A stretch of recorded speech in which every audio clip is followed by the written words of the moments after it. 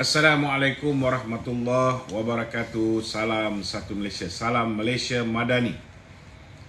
Kita kudara pada petang ini untuk membicarakan isu-isu semasa. Lama juga tuan-tuan saya tak kudara dengan tugas tanggungjawab yang agak padat. Kemudian dengan beberapa program-program yang kita atur bersama dengan geng-geng media perpaduan. Hari ini baru dapat kita buat live. Dan saya yakin ramai juga yang tak sabar-sabar nak bertanya pelbagai soalan tuan-tuan. Hari ini isu yang paling hangat saudara ialah isu safe house. Safe house. Saudara, mari kita lihat siapa yang bakal kena. Bila timbul perkataan safe house ni saudara, saya terus teringat dengan satu lagi perkataan yang cukup popular, iaitu play safe. Kedua-dua perkataan ni menggunakan perkataan yang sama, iaitu safe ataupun selamat. Hanya orang yang terpilih saja tahu maksud perkataan safe house dan play safe. Dan hanya orang yang terpilih ni juga tahu bagaimana hendak menggunakan safe house dan play safe ni tuan-tuan. Berbalik pada isu safe house ini, mesti ramai yang tertanya-tanya siapakah sosok atau insan istimewa atau ahli politik berpengaruh yang dikatakan terlibat dengan rasuah dan kartel perlombongan pasir di negeri Selangor. Dengar cerita orang ni sangat popular tuan-tuan. Sangat popular. Dikenali bukan setakat di Malaysia tetapi di seantero dunia, termasuklah dalam filem-filem pornografi. Saya rasa mungkin ramai dah tahu sosok ataupun insan ni siapa. Dia memang pandai bab-bab safe house dan play safe ni tuan-tuan. Baru-baru ni safe house ini dikatakan terlibat dengan pemimpin berpengaruh tersebut selepas safe house ini dijadikan tempat untuk menyimpan wang rasuah beliau hasil daripada jualan pasir. Paling menarik, perkara ini terbongkar selepas pihak SPRM menahan seorang kroni pemimpin politik tersebut dan berjaya merampas wang tunai berjumlah $. Patutlah Min ni selalu pergi ke Singapura kan. Berjumlah 1.529 juta $, atau lebih kurang 5 juta ringgit tuan-tuan. Kalau tak silap, yang latest ni saudara melibatkan rampasan $74,000 ataupun RM243,000 dan $78,000 ataupun $256,000 di dua lokasi berasingan di Lembah Kelang. Maknanya dah 3 dah safe house. Min ni sudah pun berjaya dikesan tuan-tuan. Tuan-tuan rasa macam mana SPRM dapat jumpa lokasi ataupun premis safe house tersebut dan merampas duit bernilai $1.529 juta di rumah itu. Lagi satu, siapa pula yang memberitahu SPRM tentang ahli politik tersebut terlibat dalam isu ni? Semuanya mestilah ada pemberi maklumat tuan-tuan. Semua maklumat ini bukan direka atau dicipta tuan-tuan. Rahsia ini terbongkar bila seorang kroni ahli politik berpengaruh tersebut ditahan oleh pihak SPRM. Kroni yang ditahan ini merupakan bekas eksekutif kanan di Menteri Besar Selangor Incorporated ataupun MBI. Kroni ini juga turut ditahan bersama dengan seorang ahli perniagaan. Mereka inilah yang membocorkan rahsia pemimpin terkenal tersebut. Selepas disoal siasat pihak SPRM, kedua-dua suspek ini mempunyai kaitan dengan pemimpin tersebut dan pemimpin itu juga adalah pemimpin pembangkang terkenal yang pernah mempunyai pengaruh politik di Selangor. Tuan-tuan pun tahulah siapa ni. Untuk makluman semua, skandal itu bermula apabila syarikat berkenaan memohon konsesi daripada MBI lebih 5 tahun yang lalu. Bagaimanapun, rasuah itu dikatakan berterusan sejak syarikat itu memperolehi konsesi MBI sehingga ke hari ini sebelum terkantoi. So 2018 lalu, siapa MB Selangor tuan-tuan? Tuan-tuan pun kenal siapa dia. Fikir-fikirkanlah. Kesimpulannya, kita tunggu episod seterusnya dan apa yang akan terjadi pada pemimpin terkenal ini. Biar SPRM meneruskan siasatan dan dapatkan bukti yang kukuh. Sekukuh-kukuh imej rakaman kamera dalam sebuah hotel yang pernah tular sebelum ini. So mari kita makan popcorn, tonton filem Alibaba Bujang Lapuk, dan layan part arwah Ibrahim Pendek. Mari kita lihat siapa yang kena. Okey, ada soalan-soalan yang nak ditanyakan daripada peserta-peserta, penonton-penonton di TikTok, silakan boleh ajukan kepada saya. Sementara kita melayan soalan-soalan di studio. Bersama kita di studio hari ini saudara Hafiz Hanafiah. Baru-baru ni beliau masuk bintang popular. Tapi dia tak popular macam KJ tuan-tuan. Saya dengar bintang popular ni pun boleh beli juga undi. Ya. Beli dekat website Website. kalau dia ada duit mungkin lah. Tapi nak buat macam mana, dia pun macam Mahathir. Saya tak ada duit. Kalau tidak boleh beli undi kan. Undi pun boleh beli Boleh tu. Berita harian tu. Berita harian Selain daripada itu, saudara Daniel, saudara Saiful Irfan. Okey, silakan soalan pertama. Datuk, masih lagi berkaitan tentera laut China. Amboi, panas semua isu ni. Tak habis lagi.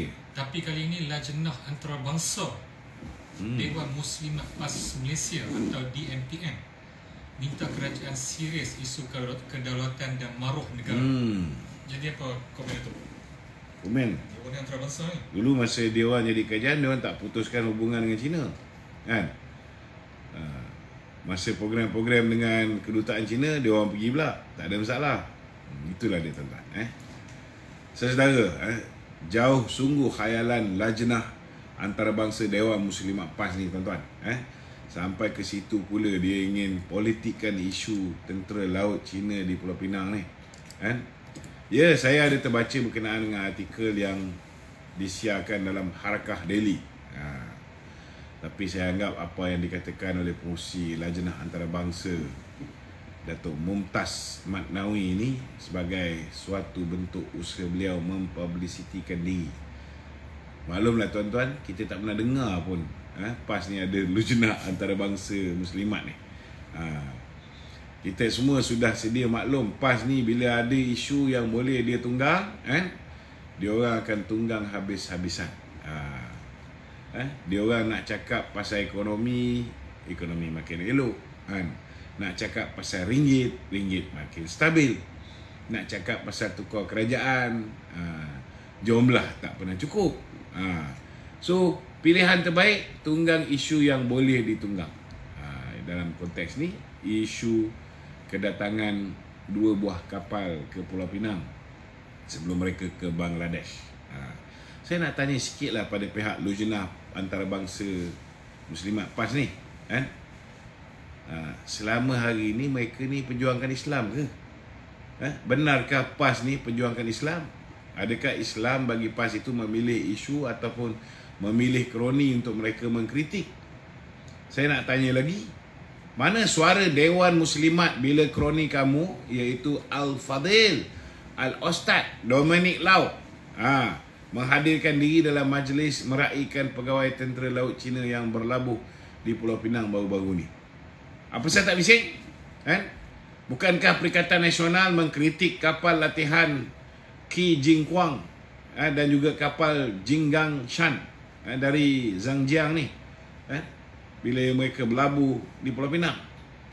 Bagaimana pula perjumpaan pemimpin Perikatan Nasional seperti Hamzah Zainuddin, Wan Ahmad Faisal ni, Dominic Lau, Razi Jidin, Saifuddin Abdullah dengan Menteri Kerjasama Antarabangsa Parti Komunis Cina, Liu Jianchao di KL baru-baru ni?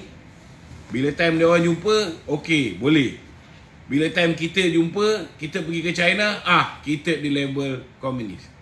Apa pasal Dewan Muslimat PAS dia? Jadi tak payahlah nak jadi heroin ataupun juara dan mempertikaikan kesetiaan pihak lain kepada negara ni. Semua sudah jelas ikut saluran rasmi di mana ia melibatkan Resident Naval Office TLDM dan juga Kerajaan Pulau Pinang serta dalam pengetahuan pihak kementerian. Sekolah persendirian tersebut juga mempunyai pelajar daripada pelbagai negara seperti Indonesia, Thailand dan negara-negara lain. Pelajar Cina pun ada 30 orang kat situ. Itu yang pelajar angkat bendera Cina. Itu ialah pelajar daripada negeri Cina. Sebab itulah kita lihat ada pelajar yang kibarkan bendera tersebut. Tapi jahatnya diorang ni, bila diorang kibar bendera negeri Cina, dia keluarkan gambar tu. Tapi dalam masa yang sama, ada juga pelajar-pelajar Malaysia yang kibarkan jalur gemilang. Ada yang pelajar-pelajar Malaysia yang kibarkan bendera Pulau Pinang. Kan? Yang tu mereka tidak viralkan. Nampak tak tuan-tuan? Niat jahatnya, busuknya hati geng-geng Perikatan Nasional ni. Kesimpulan dia saudara, Dewan Muslimat PAS ni, fokuslah kepada isu-isu yang lebih berfaedah. Fikirkan cara terbaik untuk perkasakan wanita Islam dalam bidang pendidikan ke, ekonomi ke, rumah tangga ke. Itu lebih baik. Orang nak troll politik, dia pun nak troll juga. Ini masalahnya tuan-tuan. Sedangkan dia tak tahu apa benda yang dia nak troll ini. Dia tak faham. Dia pun bukan setakat menipu, dia pun tertipu dengan penipuan yang dibuat oleh geng-geng Perikatan Nasional. Dia ingat betul lah student kita kibar bendera negeri Cina. Yang dia tak tahu, puak-puak dia edit gambar-gambar tersebut, keluarkan sekerat. Dia keluarkan gambar. Memanglah pelajar-pelajar tu pakai uniform sekolah Malaysia, tetapi mereka 30 orang ni daripada negeri Cina. Tapi kenapa tak keluarkan gambar pelajar Malaysia yang pegang bendera Malaysia, yang pegang bendera Pulau Pinang? Itu pun dah nampak kan, kamu ni tak bawa imej Islam. Kamu tak bawa roh perjuangan Islam, berkata benar walaupun ianya pahit. Ini masalah kamu. Tak kira lah lajnah antarabangsa ke, kan? Okey, ada soalan lain? Datuk, kali ini kita divert ke Bersatu pula. Baru ini Wan Faisal nampak macam Satu ni masih hidup lagi? mungkin lah. Baru ini Wan Faisal nampak macam nak campur tangan isu pencalonan naik presiden. Cara dia bagi ucapan, saya tengok nak pilih pemimpin pertama elok, kedua pandai. Dia mengaku dia pandai. Aduh, sebab pandai sangat lah tu dia cadangkan supaya dicetak duit, kan? Pandai sangat lah tu dia suruh kita kerajaan, kan? Basmi semua sekali hutang B40. Ini orang cakap pakai kepala lutut. Ini masalah dia. So, apa komen tu berkaitan dengan isu? Sebenarnya saya malah lah kalau nak campur urusan-urusan yang melibatkan parti Bersatu ni, kan? Parti Haru Biru ni tuan-tuan, bak kata Muhyiddin, parti yang dah tunggang langgang nak masuk longkang. Saya suka pinjam ayat Muhyiddin ni, sedap, kan? Tapi sebenarnya dia nak cuba gambarkan parti kita yang nak masuk longkang. Sebenarnya parti dia yang nak masuk longkang. Cakap dia pandai, bila nak uruskan parti khususnya time pemilihan ni, macam-macam cara dia orang gunakan. Ialah untuk kekal berpengaruh. Saya ada juga terbaca satu artikel mengenai isu ni, khususnya mengenai pertandingan naik Presiden Bersatu. Kalau tak silap saya, Wan Ahmad Faisal ataupun Derjagon mahu push naik Presiden Bersatu ni tidak dipertandingkan. Dia nak bos dia Peja menang lah. Tuan-tuan rasa sebab apa Wan Ahmad Faisal ni sibuk sangat dengan pos naik Presiden Bersatu ni, sedangkan dia sendiri hanya bertanding pos Majlis Pimpinan Tertinggi, MPT. Sebenarnya tindakan Wan Ahmad Faisal ni tuan-tuan tak pelik. Ini merupakan salah satu skill mencari nyawa dalam Bersatu. Jadi untuk sambung nyawa dalam politik Bersatu, Wan Ahmad Faisal harus menangkap harus memastikan calon favourite dia, Faizal Azumu ataupun Peja ni boleh menang, kan? So selepas Mak Jagon tahu nama dia sudah mula terhakis daripada radar politik pemimpin bersatu, dia terpaksalah lakukan gerakan untuk menangkan Faizal Azumu. Kalau orang lain yang menang, alamat terkuburlah politik dia sekali, kan? Sekarang kalau tak silap saudara, ada 6 orang yang akan bertanding jawatan naib presiden. Pertama, Peja. Nombor 2, Razi Jidin, geng yang kuat memekak dalam parlimen ni. Nombor 3, Ronald Kiandi. Nombor 4, Aziz Zainal. Siapa Aziz Zainal Razali ni? Saya pun tak kenal, tuan-tuan. Razali Idris pun ada hati juga nak jadi naib presiden. Dan kemudian Muhammad Rafiq. Ini bukan Muhammad Rafiq Tangga Batu. Ini lawyer. Ni Selangor. Selangor. Bukan lawyer tu. Okay. Bukan lawyer Mahdi. Okay. Tak tahulah. Ini 2-3 orang ni macam tak ada harapan. So buat Wan Ahmad Faisal, hadaplah pertandingan ni secara gentleman dan raikanlah demokrasi. Dalam parlimen bukan main, pejuang isu demokrasi lah, integriti lah, kan. Bila pemilihan bersatu, minta orang kompromi, demokrasi dilepas ke laut. Biarlah ada pertandingan tu. Kalau semua tak bertanding, kan, UMNO pun presiden dengan timbalan dia tak bertanding. Ini dengan naik presiden pun kau tak nak bagi bertanding, jadahnya, kan. Okey, soalan lain. Datuk minta ulas sedikit secara ringkas mengenai Malaysia menjadi pengurusi ASEAN baru-baru ini. Malaysia, tuan-tuan, secara rasmi menjadi pengurusi ASEAN. Baru-baru ni di Vientiane, di Laos, secara rasmi PM telah menerima penyerahan jawatan pengurusi ASEAN kepada Malaysia sebagai tanda berakhirnya sidang kemuncak ASEAN ke-44 dan ke-45 serta mesyuarat yang berkaitan dengannya. Kalau kita lihat majlis penutupan itu melambangkan perpindahan kepimpinan blok serantau itu, membuka laluan untuk Malaysia menerajui ASEAN pada 2025. Seingat saya lah dalam ucapan penutup Perdana Menteri Laos, Mr. Sonic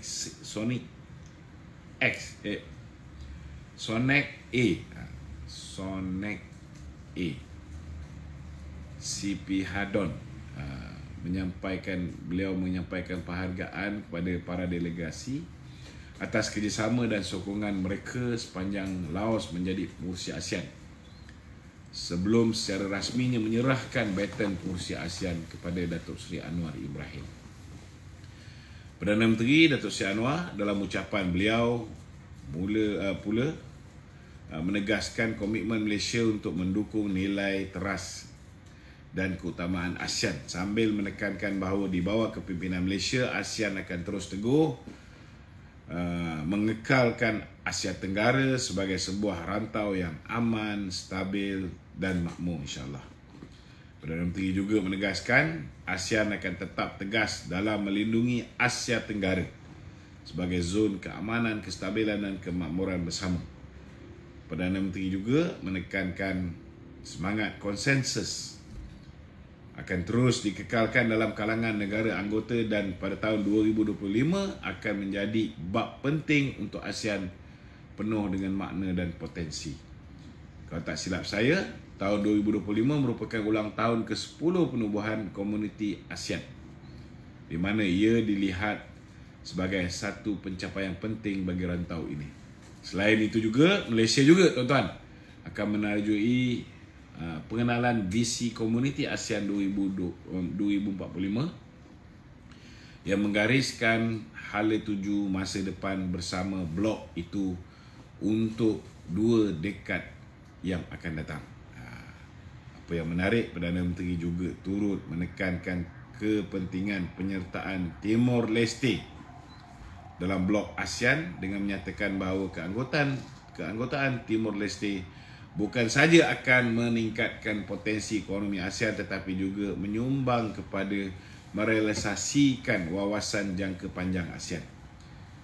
Perdana Menteri turut melancarkan tema untuk kepengurusian Malaysia iaitu keterangkuman dan kemampanan. Keterangkuman dan kemampanan. Dan tema ini mencerminkan hasrat negara untuk menjadikan kemajuan bersama dan kesan yang berkekalan, insya-Allah. Okey. Ada soalan lain? Soalan di studio yang kat rumah ni tak nak tanya soalan ke?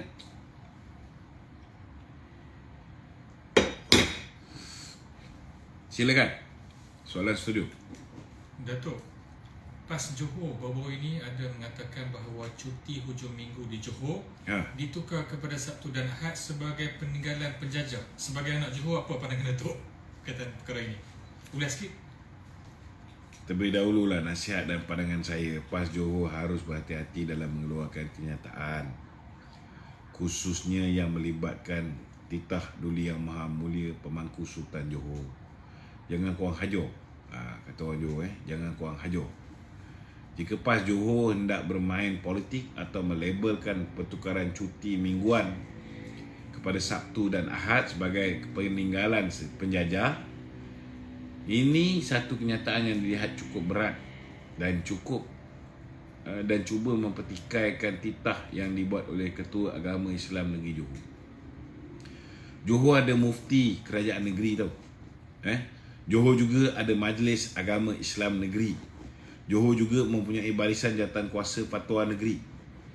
Jadi secara logik dan rasionalnya, keputusan ataupun titah yang dikeluarkan oleh Duli Yang Maha Mulia Pemangku Sultan Johor pasti dah dirujuk terlebih dahulu kepada pihak-pihak yang saya nyatakan tadi. Jadi sebelum mengkritik, fikir dan kaji dulu apa yang ingin kita kritikkan. Jangan nampak macam PAS ini sebagai parti hipokrit dan munafik. Bila pihak lain tidak sealiran dengan PAS, senang-senang label peninggalan penjajah. Kalau benar ia satu peninggalan penjajah, Perlis ni bukan PAS ke dia punya menteri besar? Cuti mingguan adalah pada hari Sabtu dan Ahad. Kenapa tak tukar? Kenapa PAS pusat ataupun PAS Perlis tidak keluarkan keluarkan arahan, tukar daripada cuti hari Ahad dan Sabtu, tukar hari Jumaat dengan Sabtu? Kenapa tak buat? Kenapa ikut? Kenapa double standard? Bila kita kata PAS ini munafik, ada yang marah. Jadi betul lah kata Muhyiddin dulu, PAS ni parti ajaran sesat. Itu je satu yang Muhyiddin cakap betul. Ikut sedap mulut je. Saja nak jatuhkan hukuman pada orang lain. Geng sendiri, dia tutup mata. Lagi satu, kalaulah cuti ini dikatakan peninggalan penjajah, kenapa kenderaan rasmi kerajaan negeri Kelantan semuanya berjenama Mercedes-Benz? Itu apa? Buatan Malaysia ke? Kerajaan Kelantan habiskan 3.5 juta pada tahun 2020 je tuan-tuan untuk beli Mercedes-Benz. Dikala ketika itu mereka mengharapkan duit daripada pusat untuk bayar gaji kaki tangan awam tiap-tiap bulan. Bukankah Mercedes ni digunakan oleh kebanyakan pegawai kanan British selepas tahun 1902? Kenapa ikut peninggalan penjajah? Kenapa tak pakai Proton Saga je? Ataupun Proton Perdana? Banyak lagi yang saya boleh senaraikan betapa PAS ni parti yang cakap tak serupa bikin, tuan-tuan. Sekurang-kurangnya kalau tak bersetuju, PAS harus tunjukkan adab mulia dan sampaikan pandangan secara lebih berhemah. Bukannya terus kepada conclusion yang mengelirukan dan menunjukkan kemunafikan PAS itu. PAS harus lebih cakna dengan isu yang lebih besar dan penting dalam masyarakat Islam. Cuba fikirkan dan selesaikan terlebih dahulu isu-isu seperti pembangunan, kemiskinan, jenayah dan penceraian yang meningkat di Kelantan contohnya. Itu lebih baik dia fokus. Saya nak beritahulah Mesti ada sebab kenapa baginda tuanku memutuskan untuk bawa balik daripada cuti Sabtu Ahad kepada daripada cuti Jumaat Sabtu kepada Sabtu Ahad balik, kan? Tuan-tuan kena pandang benda ni dalam aspek yang lebih besar, kan? Kita duduk dalam sebuah negara, negeri lain kebanyakannya cuti hari Sabtu Ahad, tapi negeri kita di Johor cuti pada hari Jumaat dan Sabtu. Kadang-kadang bila nak pergi cuti negeri lain pada hari Ahad, datang kat Johor hari Ahad, hari kerja. Jadi banyak benda yang tak selaras dengan negeri-negeri lain. Kita dah duduk dalam sebuah negara, maka itu mungkin antara salah satu sebab kenapa baginda tuanku merasakan perlu untuk ianya diselaraskan. Kena fahamlah benda ni. Janganlah main kritik tak tentu pasal, kan? Kalau tengok dalam TikTok dia orang ni sampai melampau-lampau, kan? Menghina baginda tuanku, lanun dan sebagainya. Kurang ajar. Okey. Gusto Gol. Assalamualaikum. Waalaikumsalam, Dato'. Salam Malaysia. Dato', okey, hari ni keluar report menyatakan bahawa hutang negara meningkat kepada 1.17 berbanding dengan tahun lepas 107. Jadi peningkatan lebih kurang 90 lah bilion macam tu. Kita faham bahawa peningkatan tu memang lebih kurang daripada apa yang berlaku pada 2022. Tapi dia heboh bising meningkat hutang negara. Dato', tolong beritahu Dato' kenapa hutang kita meningkat ni?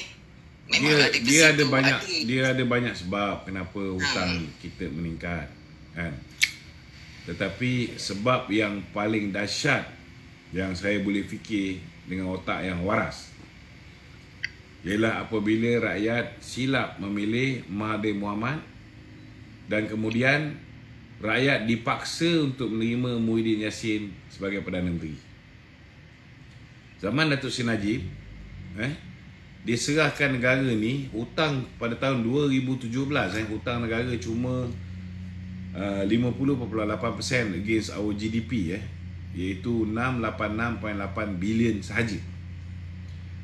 Bila bagi kat Mahathir, bila bagi kat Muhyiddin, hancur lingkup. Hutang tu meningkat berkali-kali ganda, sampaikan mencecah lebih 1 trilion.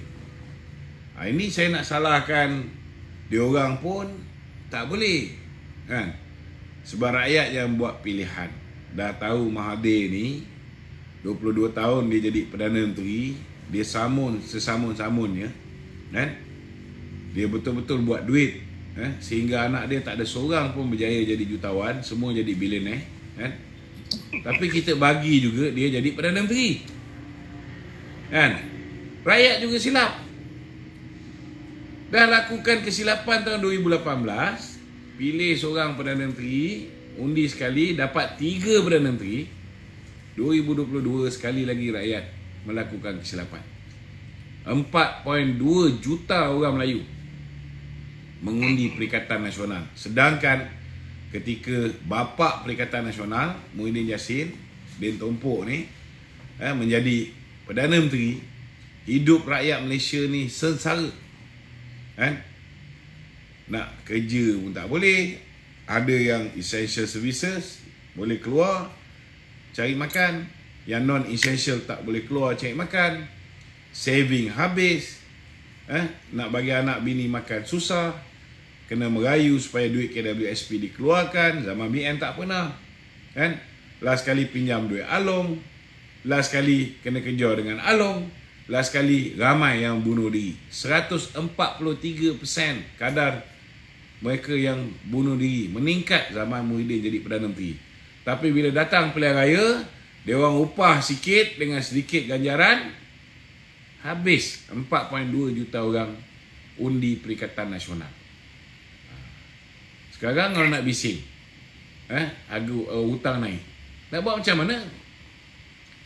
Negara punya simpanan habis dilangsaikan zaman Mahathir dengan Muhyiddin, kan? Lepas tu ditambah dengan hutang-hutang baru. bila dibebankan dalam masa yang sama, kita nak mentadbir negara, kita perlu juga pastikan bahawa kita mempunyai sumber kewangan yang cukup untuk pastikan projek pembangunan, pengurusan yang telah dirancang dapat diteruskan. Ada yang boleh kita gunakan melalui apa yang kita perolehi melalui kutipan hasil. Tapi tak cukup. Tak cukup. Belanjawan kita bukan belanjawan yang surplus. Dia defisit. So, Jadi defisit kita ni, perlu berhutang juga. ya, kita perlu Tapi berhutang. dari segi Tapi trend, jauhlah lebih kurang berbanding dengan zaman Mahathir dan Muhyiddin. Ini kena faham. Tapi ikutkan trend, Dato'. Trend daripada 99 bilion pada tahun 2023 dan 92 untuk tahun 2024. Kerajaan dah berusaha untuk mengurangkan defisit. Memanglah hutang akan bertambah dari segi kumulatif. Betul tak? Dia kadang nak fahamkan benda-benda pada dia orang tu. Dia orang selalu duk kutuk. Kita pun jadi sakit kepala lah nak melayan dia orang. Jadi kadang satu perkara dia orang tak nak dengar apa yang kita cakap. Memanglah Itu hutang akan meningkat. sebabnya bila kita berhadapan dengan walaun ni, kita kena buat pilihan. Pertama, kalau kita nampak kebebalan mereka ni keterlaluan, kita jangan bazir masa. Yang masih Saya cakap terus terang lah, saya kalau geng-geng walaun ni, saya jarang bazir masa untuk melayan. Kalau saya nampak dia tu memang betul macam atas pagar punya orang, dan dia ni betul-betul naif, yang kalau kita beri penjelasan mungkin dia boleh terima dengan hati yang terbuka, baru kita spend masa menjawab, kan? betul. Jadi Kita kena smart, dan kita jangan waste our bloody time dengan orang macam ni, kan? Kalau orang yang kita sekolahkan macam mana sekalipun, hati dia tetap hitam, kan? Otak dia tak membuka, maka kita akan rugi. Kita boleh selamatkan lebih ramai orang yang boleh diselamatkan, tapi sebab nak selamatkan seorang ni, last kali kita telah banyak mengorbankan orang lain yang boleh kita selamatkan. Jadi kalau orang macam ni, nasihat saya, biarlah mereka ni menjadi seperti luncai. terjun dengan labu. Biar dia terjun dengan labu-labunya. Jangan kau selamatkan.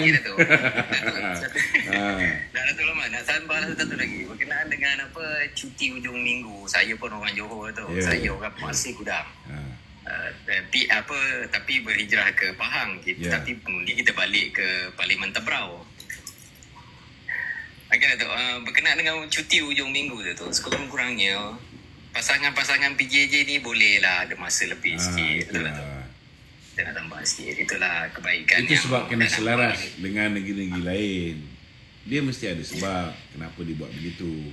Sambak ditambah kadang rakyat Kalau Malaysia nak cerita pasal kalau nak cerita pasal agama ni, Johor ni antara satu-satunya negeri yang paling awal buat sekolah agama tau. Dia ada sekolah pagi, sekolah agama, petang sekolah kebangsaan, atau pagi sekolah kebangsaan, petang sekolah agama. Betul. Rasanya pada tahun 1980-an Selangor pun gunakan acuan daripada Johor pada tahun 1984. Kalau Datuk ingat, kita tahu kan 84 masa tu sekolah kita sampai darjah 5, lepas tu darjah 6 kita akan ada sekolah khas, betul tak Datuk? Betul.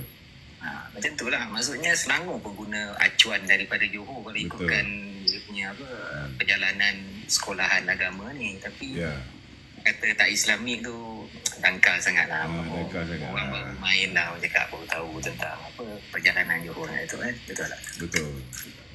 Okay Datuk, terima kasih Datuk. Terima kasih. Saya. Alright. Lagi, ada soalan-soalan lain? Alright, Assalamualaikum. Waalaikumsalam. Okey, kalau tak ada soalan,